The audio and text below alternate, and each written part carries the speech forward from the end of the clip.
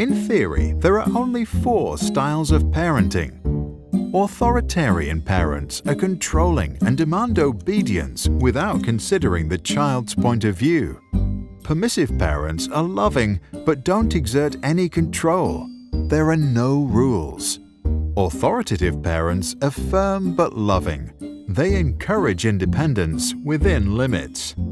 Neglecting parents are uninvolved and often uninterested in their own child. Recently, a 5th style was proposed, but we will come back to that later. The styles range from controlling and demanding to complete freedom, and from cold and unresponsive to loving and receptive. Each authoritative, permissive, authoritarian, and neglectful parents have their place. To understand what it means to grow up with parents from each end of the spectrum, we can imagine the lives of 4 children. Sarah's parents are authoritarian. They love their girl, but they believe that strict rules are important to make Sarah become well-behaved and fit into society. If Sarah cries, she's told to stop. If she talks back, she is sent to the corner for time out. If she forgets to take care of her chores around the house, she is not allowed to play with her toys. Sarah learns that suppressing her emotions and following her duties is the way to get through the day. To get the love of her parents and to avoid making them upset, she becomes obedient. However, because Sarah was never allowed to decide for herself or follow her intrinsic interests, as an adult, she doesn't know what she really wants. She begins living a life that seems perfect to her parents and society, but might leave her unhappy on the inside. Permissive parents, like those of Peter, enjoy their little boy so much that they believe they should fulfill all his wishes, give him full freedom, and never say no. Peter enjoys full control over his parents and gets whatever he wants. If he doesn't want to walk, he'll be carried. If he wants ice cream he gets. If he wants to play games, he'll be playing them all night. Peter grows up completely without borders and does whatever he thinks is right. He never coped with conflict, and he did not learn to control his emotions. The fact that he always got what he wanted made him a bad loser. As he grows older, he often acts inconsiderate and doesn't know his limits. Arthur's authoritative parents respect their child's needs, but believe that kids need freedom within certain limits. Arthur can freely play, but when he's done, he needs to help tidy up. He is allowed to eat ice cream, but only on Sundays. Screen time is limited to 30 minutes a day. There may be conflict, but the parents listen to what Arthur has to say and then lay down the rules. Arthur learns that some things are difficult, but his parents give him all the support he needs to get through it. He develops the strength to endure hardships and to continue following his interests and passions.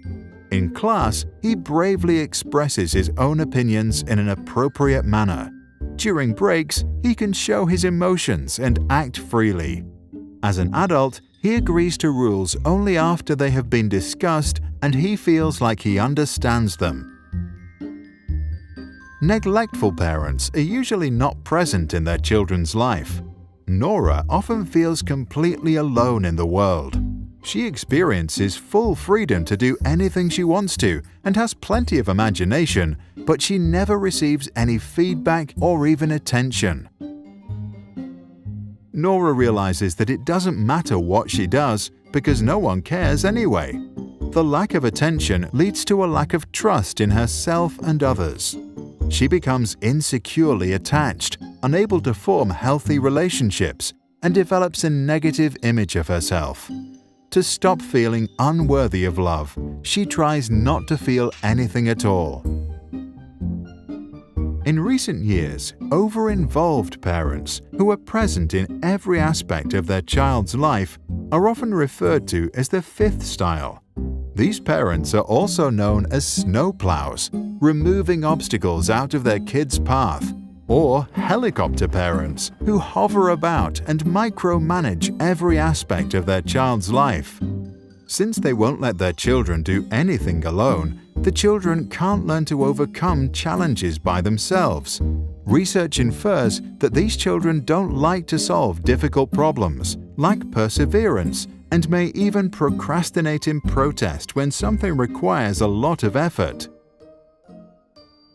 Since most research on parenting is based on self-reports and was done in the US and Europe, it is not clear how strongly the observed effects will hold up in controlled observational experiments or in other parts of the world. The 4 parenting styles were first introduced by psychologist Diana Baumrind. For good parenting, she advised balance of demandingness and responsiveness. Add to that the wise words of Maria Montessori to never help a child with a task at which he feels he can succeed, and parents should do pretty well. What do you think?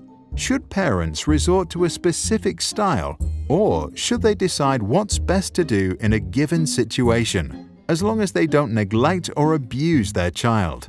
To download this video without background music and learn more about the topic, visit SproutSchools.com. For a free masterclass on attachment parenting, see the link in the description below.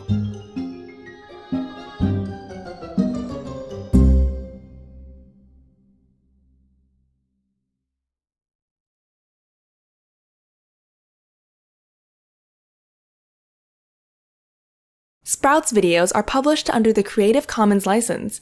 That means our videos are free and anyone can download, edit, and play them for personal use.